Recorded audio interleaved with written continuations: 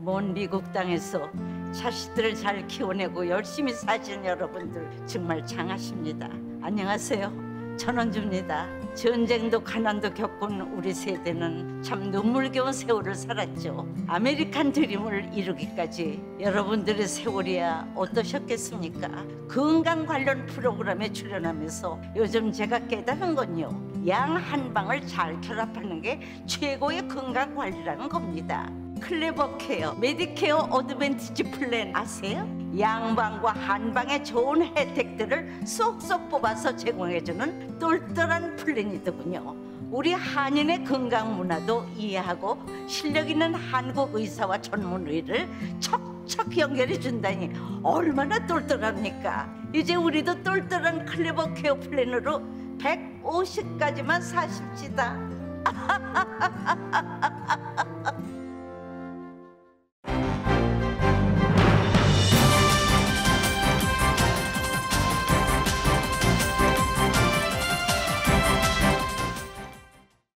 봄을 기다리는 설렘으로 행복한 2월 되시기를 라디오 서울이 응원합니다.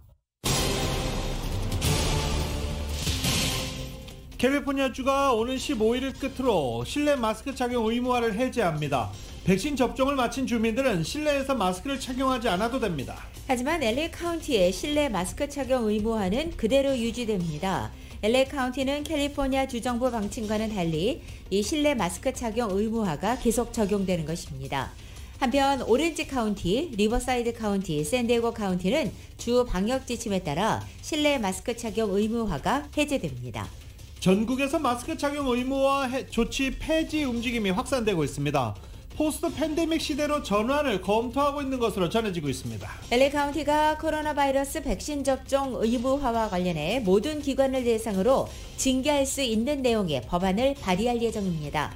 올림픽 경찰서가 기자회견을 하고 한인타운 내 치안을 강화할 것이라고 밝혔습니다. 한국어 서비스도 확대하겠다고 말하며 타운 내 강절도 근절을 위해 주민들의 적극적인 신고를 당부했습니다. LA 총영사관이 그동안 오미크론 확산으로 중단했던 오렌지 카운티와 샌디에고 카운티의 순회 영사 서비스를 다시 재개합니다. 기준금리가 오를 것이란 전망 속에 국채 10년물 금리가 2019년 이후 처음으로 2%에 다가섰습니다. 연준이 올해 7차례 금리 인상을 단행할 수 있다는 목소리는 점점 커지고 있습니다. 코로나 사태로 인해 지난 2년간 집값 상승과 주택 매물 감소로 중산층의 내 집 마련 꿈은 점차 멀어졌다고 월스트리트저널이 보도했습니다. 바이든 대통령이 독일 슐츠 총리와의 정상회담을 열고 러시아의 우크라이나 침공이 이뤄질 경우 공동 대응하기로 했습니다. 관련국들의 외교적 해결 노력 움직임이 긴박하게 이루어지고 있습니다. 미국과 중국이 대치하고 있는 남중국해에서 최신의 전투기가 침몰한 사고 영상이 유포됐습니다. 군 당국이 유포자 색출에 나섰습니다. 민주당 이재명 후보는 방역과 민생을 한데 묶어 위기 극복 리더십을 내세웠습니다. 국민의힘 윤석열 후보는 과학기술을 직접 챙기고 정치가 정책을 흔들지 않게 하겠다며 탈원전을 거론했습니다. 두 후보 간의 네거티브 공방 한층 격화하고 있습니다. 국민의당 안철수 대선 후보는 자신에 대한 단일화 언급은 기득권의 이미지 조작이라면서 대선 완주 의지를 다시 밝혔습니다. 슈퍼볼을 앞두고 LAPD가 대규모 경찰력을 잉그루드 소파이 스테디움에 배치했습니다. 오는 10일부터는 경기장 인근 곳곳의 도로가 통제됩니다. 에리카 세텔리 시장과 제임스 버츠 잉글루드 시장은 이번 슈퍼볼로 인한 경제이익이 5억 달러 이상 될 것이라고 기대하면서 최고의 대회가 되도록 준비하고 있다고 밝혔습니다. 베이징 올림픽 쇼트트랙에서 납득하기 어려운 판정으로 한국 대표 선수들이 잇따라 탈락했습니다. 해외에서도 비판이 이어지는 가운데 한국 대표팀은 국제스포츠재판소에 제소하기로 했습니다. 스피드 스케이팅 남자 1500m에서 한국의 김민석 선수가 동메달을 땄습니다. 한국 대표팀의 첫 메달입니다. 미국 대표팀은 은메달 4개, 동메달 1개를 기록하고 있습니다. 혼조세로 출발했던 뉴욕 증시 현재 상승장 보이고 있습니다. 원달러 환율은 1197.7원으로 마감했습니다. 남가주 오늘도 맑고 건조한 가운데 한인타운 낮 최고 기온은 80도로 예상됩니다. 이 시간 주요 뉴스는 공항에서부터 목적지까지 모바일 체크인과 첨단 공기순환 시스템을 통해 안전한 기내 환경과 여행을 제공하는 아시아나항공 제공입니다. 여러분 안녕하십니까? 김윤정입니다. 안녕하십니까? 유지승입니다. 2022년 2월 8일 화요일 라디오 서울 모닝 뉴스 2부입니다. 코로나 바이러스 추가 유급병가 법안이 통과됐습니다. 캘리포니아 주의회를 통과한 법안은 26인 이상 사업체 고용주가 코로나 바이러스에 감염된 직원들에게 최대 2주간의 코로나 바이러스 추가 유급병가를 제공하도록 하는 내용으로 개빈 뉴섬 주지사와 주의회 지도부가 지난달에 합의에 발의한 것입니다. 코로나 바이러스에 확진됐거나 가족 구성원이 코로나 바이러스에 걸린 직원들에게는 고용주가 최대 2주간의 추가 유급병가를 지급해야 한다는 내용을 담고 있습니다. 이 법안은 26명 이상의 직원들을 두고 있는 모든 사업체에 적용됩니다. 코로나 바이러스 추가 유급병가는 올해 1월 1일부터 소급 적용되며 9월 30일까지 연장됩니다. 주의회는 개빈 뉴섬 주지사에게 총 19억 달러의 추가 예산을 활용해 코로나 바이러스 검사와 백신 공급을 확대하고 병원들이 코로나 환자 급증에 대처할 수 있도록 하는 권한도 부여했습니다. 캘리포니아주가 실내 마스크 착용 규제를 백신 접종 완료자에 한해 오는 15일 날짜로 해제합니다. LA 카운티를 제외한 오렌지 카운티, 샌디에고 카운티, 리버사이드 카운티도 마스크 착용 의무화를 종료하지만 학교, 요양원, 대중교통까지 일부 시설은 역시 예외로 간주되고 있습니다. 이렇게 캘리포니아에서 팬데믹 관련 방역 조치 완화를 두고 상반된 목소리가 제기되고 있습니다. 이 시와 카운티 등 지역별로 상황이 다르고 보건당국 관계자 사이에서도 입장 차이가 나서 혼란이 일고 있는 것입니다. 개빈 뉴섬 캘리포니아 주지사는 실내 마스크 착용 의무화를 15일 예정대로 종료할 것이며 단 비접종자는 계속 실내에서 마스크를 착용해야 한다고 밝혔습니다. LA 카운티 공공보건국 바바라 페레오 국장도 여전히 바이러스 감염 위험은 크며 아직 방역 규정을 유지하는 것은 적절한 조치다라고 말하고 있습니다. 현재 정치권에서도 입장이 갈리고 있습니다. 먼저 캐서린 바거 LA 카운티 슈퍼바이저는 이제는 마스크 착용 여부에 대해 각 개인이 선택할 수 있어야 한다고 말했지만 홀리 미첼 슈퍼바이저는 현행 정책을 완화하는 것은 전염률을 낮추는데 아무런 도움이 되지 않는다고 주장하고 있습니다. 마스크 착용 의무화 조치 폐지 움직임이 전국적으로 확산되고 있습니다.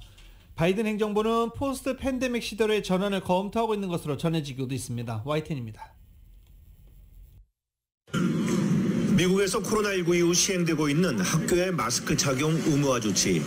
뉴저지주가 이를 다음 달부터 폐지하겠다고 공식 발표했습니다. Because of the dramatic decline in our COVID numbers effective Monday, March 7th, the statewide school mask mandate will be lifted.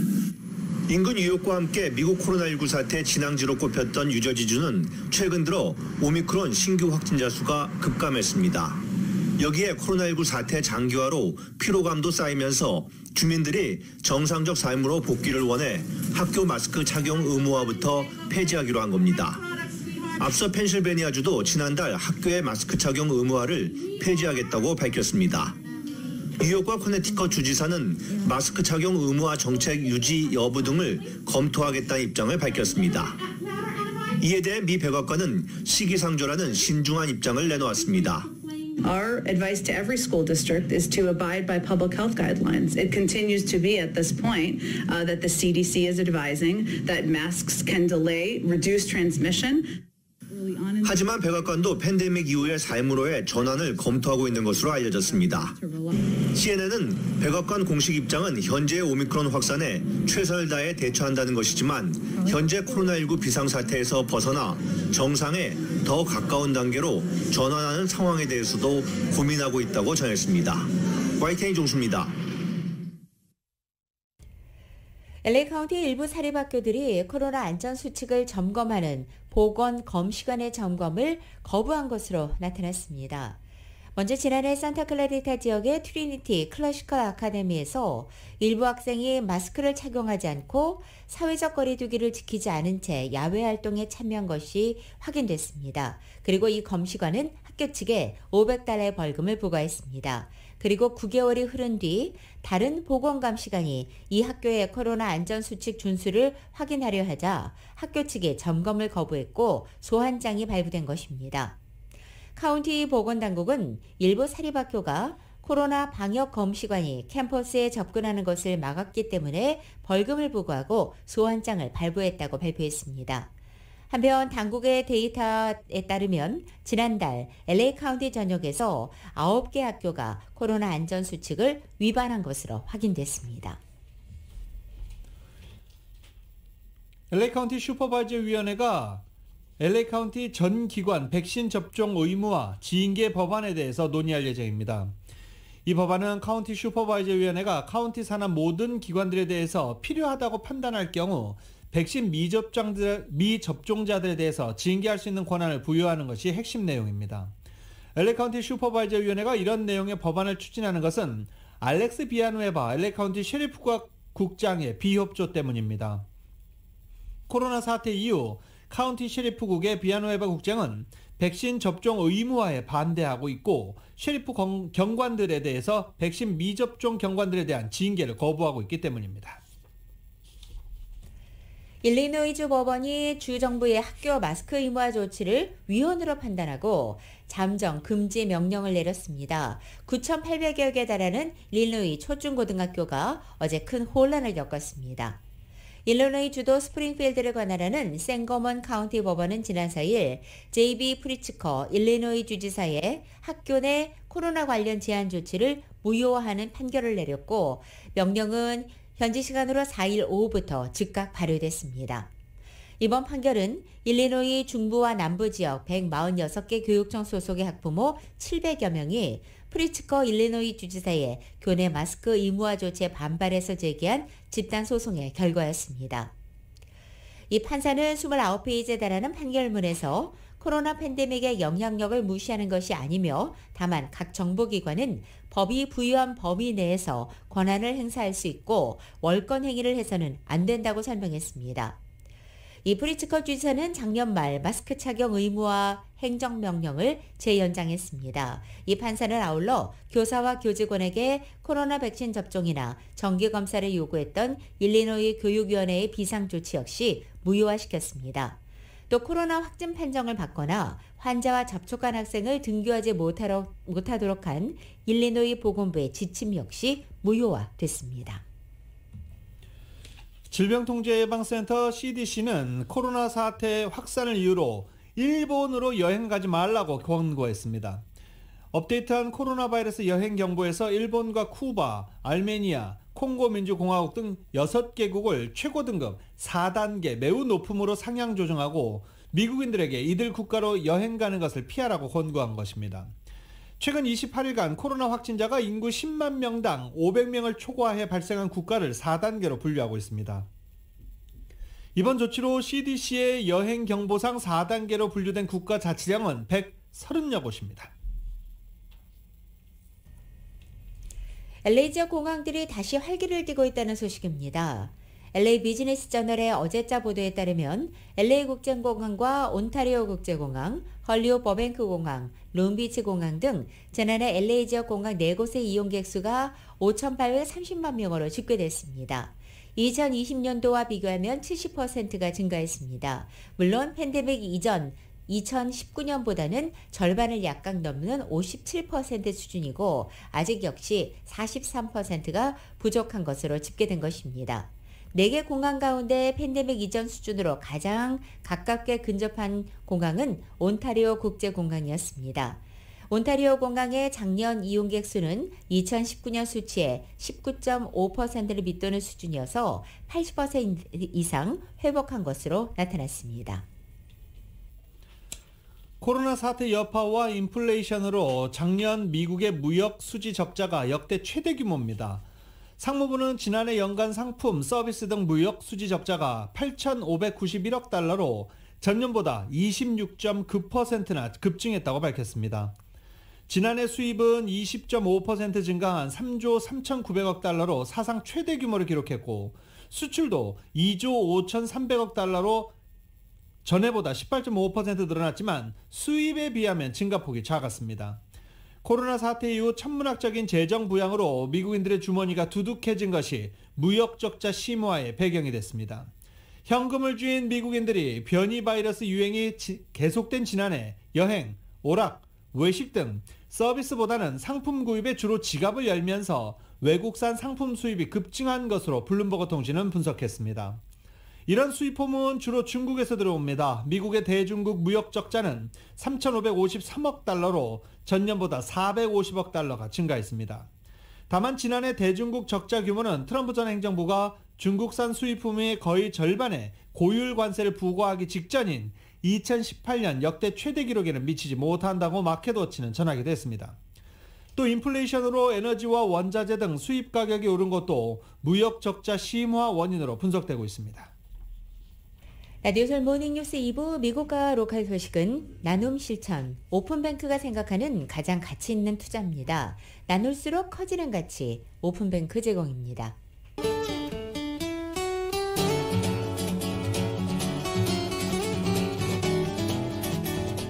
맥도날드에서 소세지나 치킨 맥그리 딜리즈로 여러분의 아침을 열어보십시오. 맥도날드 제공으로 2월 8일 화요일 남가주의 날씨입니다. 남가주이죠. 오늘도 맑은 하늘 드러내고 낮 기온은 어제보다 2, 3도가량 올라서 대부분 지역의 낮 최고 기온 80도를 웃돌겠습니다. 일부 지역에 더위 경보도 발효돼 있고 수요일인 내일 낮 기온 오늘보다 7, 8도가량 더 올라서 90도에 육박하겠습니다. 이 같은 이상 고온 현상은 목요일과 금요일에 정점을 찍어서 최고 기록도 경신할 것으로 전망됩니다. 이렇게 낮 기온이 크게 오르면서 낮과 밤의 일교차가 커지고 있습니다. 실내외 온도차도 심해지고 있으니 건강관리에 특별히 유의하시기 바랍니다. 한인타운 오늘 낮 최고 기온 80도, 밤 최저 기온은 52도 예상됩니다. 오렌지 카운티 지역은 86도 52도, 밸리와 일랜드 엠파이어 지역은 83도 62도, 해안 지역은 73도 58도 되겠습니다. 끝으로 한국은 오늘도 부분적으로 구름 지나는 가운데 서울의 오늘 아침 최저 기온 21도, 낮 최고 기온은 43도 예상됩니다. 오늘의 날씨는 맥도날드에서 소세지나 치킨 맥그리 딜리즈로 여러분의 아침을 열어보십시오. 맥도날드 제공입니다. 라디오솔 모닝뉴스 2부 이 시간은 1250만 불 교통사고 최고 보상, 교통사고 전문 천재 변호사 리차드 호프만, 메디케어 시니어를 위한 전문의 허가가 아주 빠른 한인 최고 최대의 서울 메디칼 그룹, 기아는 미래를 기다리지 않습니다. 스스로 만들어갑니다. 기아 자동차, 소중한 고객의 꿈을 위해 고객과 함께하는 US 메트로은행 공동 제공입니다.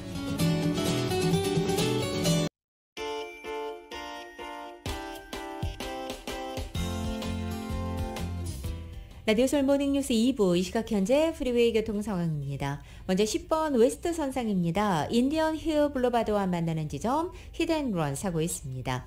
5번 사우스 선상 210번 이스트와 만나는 지점 슬로우 레인에 이중 추돌 사고 있습니다. 이번에 5번 노스 선상입니다. 팍스턴 스트리트과 만나는 지점 4번째 레인에 이중 추돌 사고 있습니다.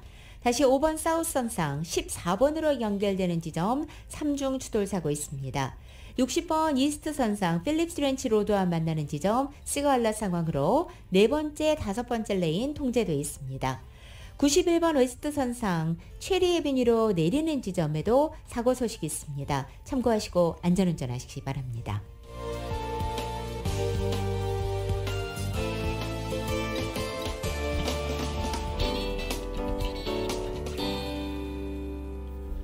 라디오솔 모닝뉴스 함께하고 계십니다. 이민 서비스국이 이민 서류 적체 현상을 해소하기 위해 노동허가증 유효기간을 2년으로 확대한다고 발표했습니다. 이에 따라 기존의 영주권 신청자뿐만 아니라 난민이나 망명 신청자, 추방이 보류된 서류 미비자, 인신매매 및 가정폭력 피해자 구제 프로그램 신청자들도 노동허가증을 2년마다 갱신할 수 있게 됐습니다. 또 미립국 등의 이유로 추방재판에 회부된 서류 미비자들도 유예기간이 끝날 때까지 유효기간을 연장해 사실상 이들의 미국 장기 체류를 허용하게 된 것으로 해석되기도 했습니다.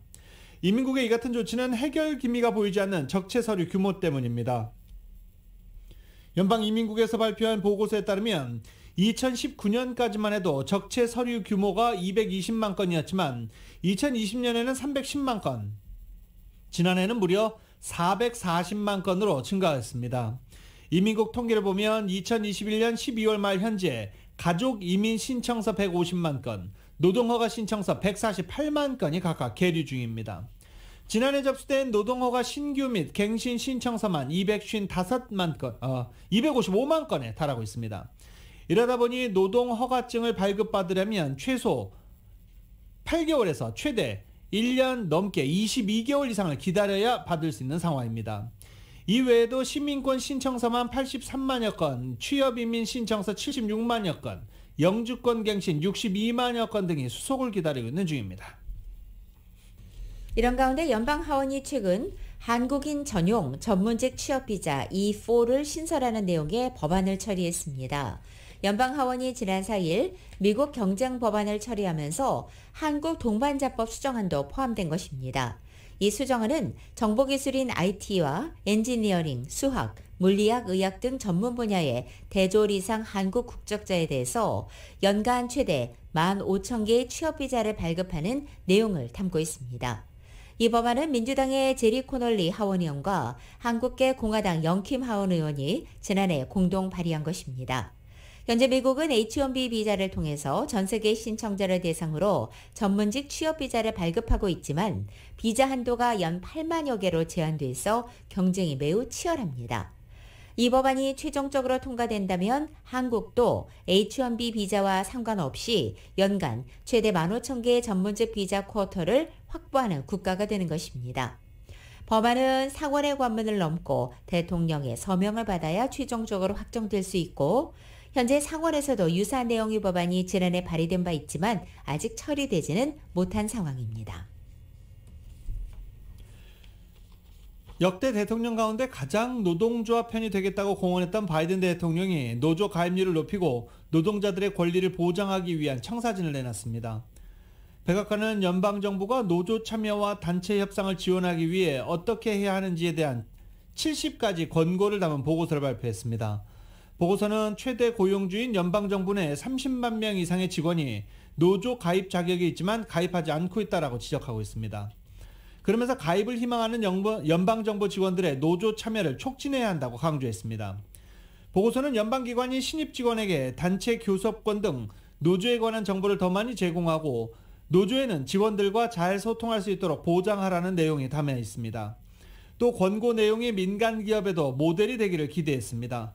보고서는 바이든 해리스 정부는 근로자 조직화와 권리 부여가 중산층 확대, 근로자를 우선시하는 경제 건설, 민주주의 강화에 결정적이라고 믿는다고 밝혔습니다. 이번 보고서는 지난해 4월 바이든 대통령의 행정명령으로 만들어진 백악관 태스크포스팀이 작성했습니다. 조 바이든 대통령의 과학기술 최고 참모인 에릭 랜더 백악관 과학기술정책실 실장이 사임했습니다. 오늘 아침 AP통신의 보도에 따르면 직원들을 괴롭혀왔다는 의혹을 받아온 랜더 실장이 어제 백악관이 내부 조사를 통해 신뢰성 있는 증거를 확보했다는 사실을 확인하자 몇 시간 만에 사임 의사를 표명했다는 것입니다. 젠사키 백악관 대변인은 바이든 대통령이 랜더 실장의 사의를 수용했다고 밝혔습니다. 아울러 팬데믹과 암정복 그리고 기후변화 같은 주요 이슈에 대한 이 노고에 감사를 표했다고도 덧붙였습니다. 한편 랜더 실장은 자신의 사임서에서 과거와 현재 동료들에게 자신이 말한 방식 때문에 상처를 준 것에 참담함을 느낀다라고 말하기도 했습니다. 한편 매사추세츠 공과대학 교수 출신인 랜더 실장은 저명한 수학자이자 유전학자로 인간 게놈 프로젝트의 권위자로 알려진 바 있습니다. 최근 한인타운 내 차량 관련 절도 범죄가 빈발하자 타운 치안을 담당하고 있는 올림픽 경찰서가 기자회견을 열었습니다. 한인타운 내 한인들에게 범죄에 표적이 되지 않도록 각별히 주의를 기울일 것을 당부하기도 했습니다. 이 올림픽 경찰서 신임 회장 부임한 지 한 달 만에 이 긴급 기자회견을 한 셈이 됐습니다. 이은 기자가 다녀왔습니다. 7일 올림픽 경찰서에서 진행된 기자회견에서는 신임 올림픽 경찰서장을 비롯해 강일한 LA 한인상위 회장과 브래들리 올림픽 경찰서 후원회장 그리고 리처드 김 LA시 검사가 참석해 타운 한인들에게 범죄 예방 팁을 제공했습니다. 올림픽 경찰서의 에런 폰세 서장은 올 들어 폭력 범죄는 11.1% 줄었지만 차량 내 물품 절도, 차량 절도는 12.8%가 증가했다고 밝혔습니다. Seen overall this year, driven by our burglary from motor vehicles and our vehicle thefts, has seen an increase of 12.8%. 올림픽 경찰서 측은 타운에서 2021년 절도된 차량은 1329대로 이는 2019년에 723대에 비교해 폭증했다며 한인들에게 차량 문을 제대로 잠그도록 당부했습니다. 많은 차량이 리모트 키를 이용해 저절로 자동차 문이 열리고 잠기는데 운전자가 자동차 문을 잠근 다음 확실하게 잠겼는지를 확인하다가 자동차 키를 인식한 차량의 센서로 인해 잠긴 차 문이 운전자도 모르는 사이 저절로 열리는 경우가 빈번하다며 특히 이 점을 주의해달라고 밝혔습니다. I've clicked the clicker and then checked the door to make sure it's locked. What have I just done? If I have a remote, I've just unlocked my car. 브래들리 올림픽 경찰서 후원회 회장입니다. 저희가 좀 더 경각심을 갖고 범죄에 타겟이 되지 않고 어떻게 하면은 범죄가 났었을 적에 앞으로의 범죄를 갖다 또 예방할 수 있는 그런 의미에서 하게 됐고, 어두운 밤이 되면 타운에서 범죄 피해를 입을 위험이 커지기 때문에 밤늦은 시간 타운을 돌아다닐 경우 각별한 주의를 기울이는 것이 절실하다고 강조했습니다. 강일한 한인상공회의소 회장입니다. 비일비재하게 일어날 수가 있습니다. 그러니까 여러분들이 한인타운이 이미 핫스팟이 됐고 많은 사람들이 한인타운이 재밌는 곳이다. 또 거기 가면 밤에 가도 위험하지 않다. 아무리 작은 범죄 피해를 입었다 하더라도 반드시 경찰에 피해 사실을 신고하는 것이 중요하다고 강조했습니다. 리처드 김 LAC 검사입니다. 암만 그 크라임이 작은 크라임이라도 꼭 리포트를 하는 게 상당히 중요한 것 같아요. 정확해야지 우리 커뮤니티에 그 정확한 그 리소스도 이제 나오고. 최근 타운 치안부재와 경찰의 늦장 대응을 질타하는 주민들의 목소리가 커지고 있는 가운데 에런 폰세 서장은 늦장 대응에 대한 주민들의 불만이 크다는 것을 잘 알고 있으며 이를 개선하겠다고 밝혔습니다. 폰세 서장은 이 자리에서 신고받은 사건의 경중에 따라 빠르면 5분, 늦어도 1시간 내로 사건 현장에 출동하는 것을 원칙으로 하고 있다고 밝혔는데 사실상 신고한 지 몇 시간이 지나도 경찰이 나타나지 않다는 것이 타운 주민들의 불만이 높은 실정입니다. 라디오 서울 뉴스 이은입니다. 이 코로나 팬데믹 속에 남가족 한인 가정들에서 폭력과 아동학대가 큰 폭으로 늘어난 것으로 조사됐습니다. 이 남가주 지역 한인들을 대상으로 서비스를 제공하고 있는 한인가정상담소는 지난 한 해 동안 가정폭력과 아동학대로 인한 위탁 아동 서비스 수요가 크게 늘었다고 밝혔습니다. 정효로 기자가 전해드립니다. 코로나 팬데믹으로 경제와 미래에 대한 불확실성이 높아지면서 남가주 한인 가정들의 갈등 수위가 높아지고 이로 인한 가정폭력과 아동학대 문제가 두드러졌습니다. 한인가정상담소는 7일 공개한 서비스 자료 통계에서 지난 2021년 한 해 동안 총 170건의 가정폭력 케이스를 한라인으로 도움을 제공했고 58명 가정폭력 피해자에게 재정 지원을 했으며 9명 피해자에게는 임시 주거지를 제공했다고 밝혔습니다. 또 가정폭력 예방 프로그램을 통해 193명 클라이언트에게 통합 서비스를 제공했습니다. 이는 전년인 2020년에 제공된 서비스보다 20%가 늘어난 수치입니다. 또 위탁가정 둥지 찾기 프로그램의 경우 지난 한 해 36명의 아동이 위탁가정에 배정되면서 전년에 비해서 50%가 늘었습니다. 한인가정상담소의 이미리 팀장입니다. 이것은 이제 코로나로 인해서 가정폭력이나 아니면 아동학대가 많이 증가되었다는 걸 보여주는 건데요. 아무래도 코로나로 인한 사회적인 고립이 이제 지속되다 보니까 이제 가정폭력이나 아동학대에 쉽게 노출되는 환경이 되었고 또 이런 피해자들이 가해자와 한 공간에 머무르는 시간이 늘어나게 되면서 피해가 늘어났던 것으로 보고 있습니다. 예방과 사후 관리 프로그램을 통해 229명의 위기아동과 양육자가 지원을 받았고 79가정이 위탁교육과정을 수료하고 이 가운데 12가정이 위탁가정으로 승인받았습니다. 또 둥지 찾기 프로그램에서 돌보는 티네이저 3명 모두 지난해 대학 진학에 성공했습니다. 무엇보다도 이제 가정폭력 피해를 받으시고 있으시거나 아니면 주위에 이웃에 그 아동학대 의심이 되는 아이가 있으시다면 꼭 저희 한인가정상담소나 아니면 그 911 아니면 아동복지국이나 이런 곳에 꼭 그 전화를 거셔서 도움 요청을 하시기 바랍니다. 지난 한 해 한인들의 심리상담 케이스도 늘었습니다. 2021년 총 362명의 심리상담 케이스를 통해 4,344 세션이 제공되는데 이는 2020년에 비해서 15%가 늘어난 수치입니다. 라디오 서울 뉴스 정윤호입니다.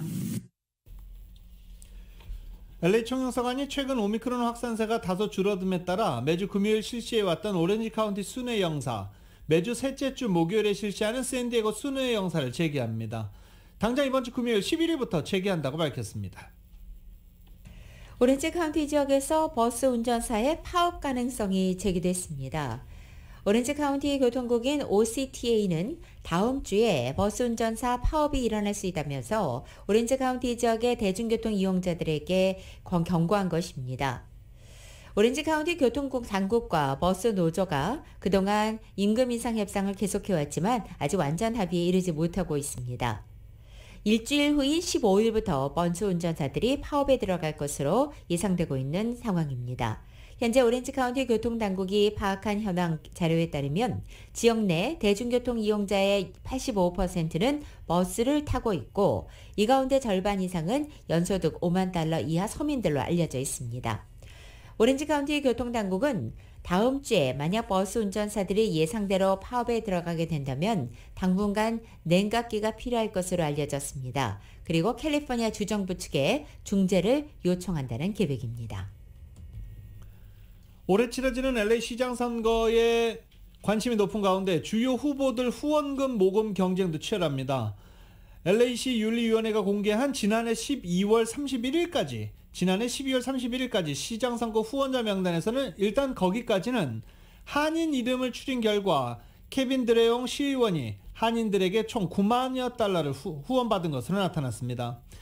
후원금 2위는 33명의 한인이 총 2만 6천여 달러를 후원한 캐런 바스 연방 하원 의원이었습니다. LA 한인타운을 관할하는 LA 시의회 제10주구의 마크 레들리 토마스 시의원이 뇌물수수 등의 의혹으로 연방검사를 기소되면서 시의원 직무가 정지됐습니다. LA 시의회가 10지구의 시의원 대행을 조만간 임명할 것으로 전해져 주목됩니다. 누리 마티네스 LA 시장은 앞으로 몇 주 이내에 10지구를 대표할 시의원 대행을 임명하기 위해서 최근 지역 주민들과 지역사회 리더들과 접촉하고 있는 것으로 알려졌습니다. 마티네스 시의장은 10지구 주민들은 시의회에서 투표로 선출된 대표를 가질 자격이 충분히 있다면서 지역 주민들이 안정적인 서비스와 자원을 제공받기 위해 LA 시의회는 10지구 시의원 자리에 알맞은 시의원 대행을 지명하겠다는 입장을 밝혔습니다. 리들리 토마스 시의원은 뇌물수수 혐의로 지난해 10월 20일부터 직무 정직 처분을 받은 상태입니다. 오미크론 확산세로 직격탄을 맞았던 한인 여행업계가 봄 시즌을 대비하면서 다시 기지개를 켜고 있다라는 소식입니다. 오미크론 변이 확산세가 누그러지면서 여행 수요가 조금씩 살아나기 시작하면서 로컬 수요를 잡기 위해서입니다. 한인 여행업계는 한인 여행 수요가 상승할 봄 시즌을 대비해 업체별로 특화된 상품을 내놓고 한인 고객 수요 확보를 위해서 오미크론 위기를 넘어가겠다는 각오를 밝히기도 했습니다. 한국의 자가격리 조치로 한국 여행길이 막혔고 오미크론 확산으로 지난 겨울 거의 여행객이 없었던 상황에서 조금씩 회복하고 있다는 것입니다. 오미크론 확산세가 누그러지면서 한인 여행 수요도 다시 늘고 있고 2월에 들어서면서 여행 상품 문의가 늘고 있다는 게 한인 여행업계 관계자들의 공통된 증언입니다. 여행업계는 격리 면제 신청 재개 등 한국으로의 여행 완화도 기대하고 있는 가운데 로컬 여행 상품 개발하기 위해서 총력을 기울이고 있다는 소식입니다.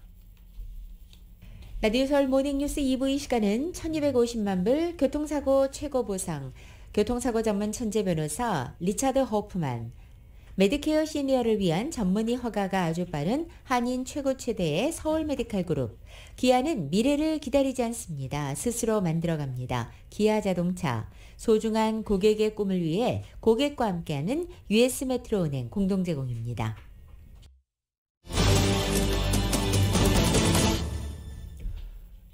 라디오 서울 모닝뉴스 함께하고 계십니다. 바이든 행정부가 두 번째 대만 무기 수출을 승인했습니다. 미국 정부가 1억 달러 규모의 패트리어트 미사일 프로젝트 서비스를 대만에 판매하는 방안을 승인하고 이 사실을 자국 의회에 통보했다고 대만 중앙통신사가 발표했습니다. 대만 국방부는 다만 패트리어트 미사일 프로젝트 서비스가 구체적으로 어떤 것인지는 언급하지 않았습니다. 에마뉴엘 마크롱 프랑스 대통령이 블라디미르 푸틴 러시아 대통령과 볼로디미르 젤렌스키 우크라이나 대통령과의 연쇄회담 뒤에 우크라이나 주변 지역의 긴장 완화를 위한 협상에서 진전이 이루어졌다고 밝혔습니다. AFP 통신과 인테르팍스 통신에 따르면 전날 푸틴 대통령과의 정상회담에 이어서 현재 시간으로 8일 우크라이나 키예프를 찾아 젤렌스키 대통령과 만난 마크롱 프랑스 대통령은 이제 우리는 러시아와 우크라이나 사이의 협상을 진전시킬 가능성을 갖게 됐다고 말했다는 것입니다. 또 러시아와 서방 간의 긴장을 완화하기 위한 구체적이고도 실질적인 해결책을 봤다고 덧붙이기도 했습니다. 마크롱 대통령은 그러나 푸틴과 젤렌스키 대통령과의 구체적 합의에 대해서는 언급하지 않았습니다. 다만 푸틴 대통령이 회담에서 우크라이나의 긴장을 고조시킬 계획이 없다고 확인했다고만 전했습니다. 미국과 중국이 대치 중인 남중국해에서 지난 24일 최신의 전투기가 침몰하는 사고가 있었는데 사고 당시 영상이 퍼지기 시작하고 있습니다. 도대체 이 국방 기밀 승인도 없이 유포되는 이 비디오 영상 어떻게 유포된 것일까요? 미국이 촉각을 곤두세우고 있습니다. YTN입니다. 남중국해에서 훈련하던 미군의 최신의 전투기 F-35C가 항공모함 칼 빈슨호로 귀환합니다. 그런데 이번엔 모니터를 통해 촬영된 당시 상황. 전투기가 항공모함 갑판에 충돌한 뒤 미끄러집니다. 이번엔 또 다른 각도. 충돌한 전투기가 갑판을 완전히 가로지른 뒤 바다로 빠져버립니다. 항공모함 승무원들이 황급히 뛰어나오고 불을 끄기 위해 물줄기가 솟아오릅니다. 조종사는 안전하게 탈출했고 항공모함 승무원 6명이 경상을 입는 데 그쳤지만 한 대에 1,200억 원짜리 전투기는 남중국해로 침몰했습니다. 남중국해는 중국과 타이완, 동남아 국가들로 둘러싸인 영유권 분쟁 해역. 중국 외교부는 우리는 그들의 비행기에 관심이 없고 이런 사고가 처음도 아니라며 시큰둥하게 반응했지만 미국은 핵심 전력인 F-35 기체가 중국 손에 넘어가지 않도록 회수작전에 총력을 기울이고 있습니다. 이런 가운데 민감한 사고 영상이 유출되자 미 해군은 유포자 색출에 나섰습니다. F-35C는 F-35 전투기 중 항공모함용이며 사고 원인은 아직 밝혀지지 않았습니다. YTN 호준석입니다. 미국이 어제 중국 기관 33곳을 미국의 수출 통제 대상에 올렸습니다. 연방상무부는 어제 중국의 33개 기관을 소위 미검증 리스트에 포함한다고 밝힌 것입니다. 미검증 리스트에 오른 중국 기관은 대부분 전자 관련 기업이고 광학과 터빈 날개 관련 기업, 대학연구소 등이 포함됐습니다. 그리고 중국 최대 바이오 의약품 위탁 생산업체인 우시바이오도 포함되어 있습니다. 미검증 리스트는 미국 당국이 통상적인 검사를 할 수 없어서 최종 소비자가 어디인지 정확히 알 수 없다는 이유로 보다 엄격한 수출 통제를 하는 대상을 말하고 있습니다. 이 리스트에 오르게 되면 미국 수출업자가 이들 기관에 물품을 수출할 경우 미국 당국의 허가를 받아야 하고 또 수입업자는 자신이 합법적이며 미국의 규제를 따르겠다는 점을 입증해야만 합니다.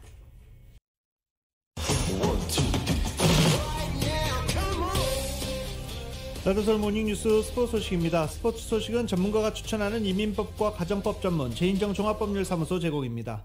자, 이제 이번 주 슈퍼볼 위크입니다. 슈퍼볼 티켓이 얼마네, 이런 여러 가지 뉴스, 경제적 효과가 얼마가 예상이 되는지 이런 추측까지 다양한 슈퍼볼 기사가 쏟아져 나오기 시작하고 있습니다. LA도 이제 슈퍼볼 앞두고 도로 통제, 경찰력 대거 투입 등 본격적인 준비에 나서기 시작했습니다. 슈퍼볼 앞두고 잉그로드 경찰뿐 아니라 LAPD 인력이 일대에 집중 투입되기 시작했습니다. 또 도로교통국은 오는 10일입니다. 오는 10일부터 잉그로드 소파이 스테디움 인근 도로들을 통제하기 시작합니다. 때문에 이 일대 지나는 운전자들은 미리 이를 파악하고 우회할 것을 교통국은 당부했습니다. 통제되는 도로 외에 곳곳에도 길거리 주차 등이 통제되기 때문에 이 잉그로드 인근 소파이 스테디움 인근에 가시는 분들 길거리 주차도 하기 힘듭니다. 각별한 주의 당부되고 있습니다. 주차 티켓이 아니라 이 지역에 주차하면 바로 토용됩니다. 슈퍼볼을 관람하기 위해서 경기장 찾을 관람객들도 이 주차장, 공식 주차장을 이용하지 않을 것이라면 셔틀버스가 운영되기 때문에 셔틀버스를 이용해 줄 것을 당부되고 있습니다. 주차장 티켓도 여전히 판매되고 있습니다. 최소 $200에서 최대 $4,000까지 주차장만 비용이 그렇습니다. 슈퍼볼을 앞두고 에릭 가세트 LA 시장과 제임스 버치 잉그로드 시장 매일 기자회견을 하고 있죠. 매일 기자회견을 하고 있는데 이번 슈퍼볼로 $5억 이상의 LA시 경제적인 수입이 있을 것으로 기대했습니다. 가세트 시장은 슈퍼볼을 위해서 10만 명 이상이 LA를 방문할 것이라며 이들이 호텔이나 식당 등에서 사용하는 각종 비용, 경제적 이익으로 이어질 것이다 라고 기대했습니다. 이번에는 동계올림픽 소식입니다. 스피드스케이팅 1500m에 출전한 중장거리 간판의 한국 김민석 선수가 값진 동메달을 땄습니다. 대회 초반 쇼트트랙 편파 판정으로 우울한 한국 국민과 대표팀에게 안긴 이번 대회 첫 메달 낭보입니다. YTN입니다. 스피드스케이팅의 김민석 선수가 베이징 올림픽에서 우리나라에 첫 메달을 안겼습니다.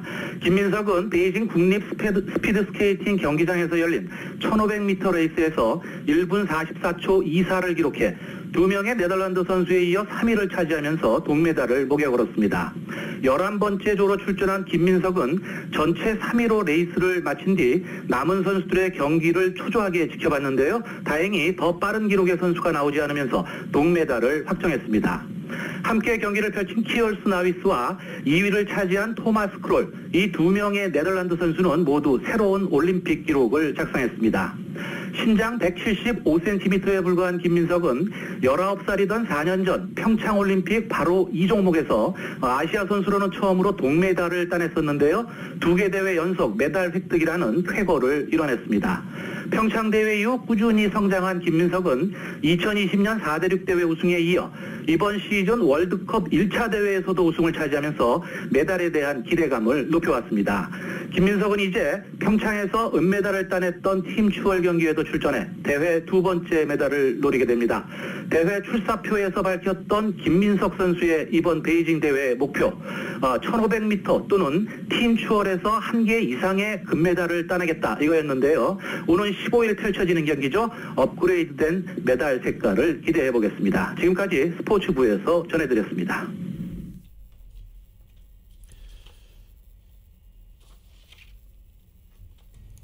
한편 중국의 편파 판정 논란의 현장에서 경기를 관람했던 한국의 황희 문화체육관광부 장관이 어이없고 황당했다고 밝혔습니다.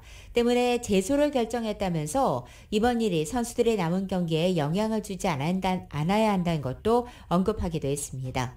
역시 YTN입니다. 편파 판정 시비를 불러일으킨 쇼트트랙 경기는 황희 문화체육관광부 장관도 지켜봤습니다. 나 현장에 있었는데 너무 당황스럽고 황당하고 좀 어이없는 그런 상황들이었고요. 판정 직후 열린 대책회의에서는 선수단을 철수하자는 격앙된 목소리도 나왔습니다. 하지만 항의 서한 전달과 국제스포츠-중재재판소에 공식 제소하는 걸로 최종 방침을 정했습니다. 경기를 앞둔 우리 선수단의 분위기에 영향을 줘서는 안 된다는 점도 감안됐습니다. 철수까지 고민해야 되는 거 아니냐, 이제 이런 이야기를 나왔는데, 어쨌든 그런 것들이 이제 우리 입에서 이제 계속 나가고 이러면 이제 선수들이 남은 경기 치르는 데 있어서 상당히 불안한 환경을 또 조성할 수도 있고, 그래서 중국 매체들은 일제히 판정에 문제가 없었다며 당당한 금메달이라고 주장했습니다. 중국 SNS 웨이보에서는 BTS 중국 모욕이라는 해시태그가 1억 4천만 번 넘는 조회를 기록했습니다. BTS 멤버 RM이 황대현 선수의 경기 영상에 박수와 엄지척 표시를 달았다면서 반발한 겁니다. 한복 논란에 이어 편파 판정 시비까지 이어지면서 수교 30주년을 계기로 문화교류를 확대하자던 양국 정부도 난감하게 됐습니다. 베이징에서 YTN 강성우입니다. 2022 베이징 동계올림픽 이렇게 진행되고 있습니다. 그런데 미국의 금메달 소식 아직 없습니다. 이례적이죠. 베이징 동계올림픽 초반에 이례적인 미국의 금메달 가뭄이 겪어지고 있습니다. 오늘까지 금메달을 따지 못하면 험난하게 출발을 하는 4일차가 됩니다. 현재 미국이 딴 메달은 은메달 4개, 동메달 1개입니다. 특히 스노보드는 2014년 소치에서 금메달 3개, 평창에서 4개를 남긴 효자 종목이었지만 이번에는 노골드에 그치고 있습니다. 첫 금메달 획득까지 나흘 걸렸던 나가노 대회 이후 2000년대 들어서 미국이 금메달을 따는데 사흘 이상 걸렸던 적 이번이 처음입니다.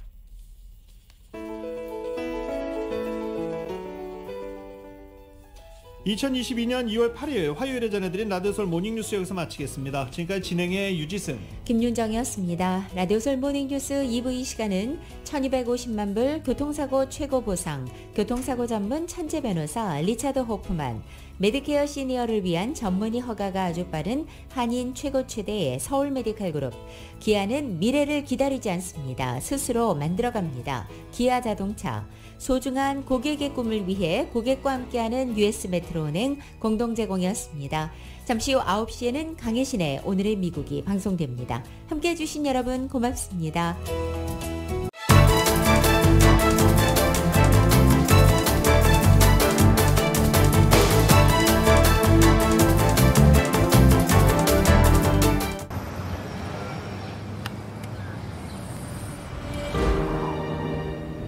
아직 쓰여지지 않은 스토리. 그 스토리를 완성하기 위해서는 새로운 아이디어를 찾아 움직여야 합니다. 우리의 움직임, 그것은 차세대 전동화 차량을 만드는 것입니다. 당신의 새로운 영감을 찾아서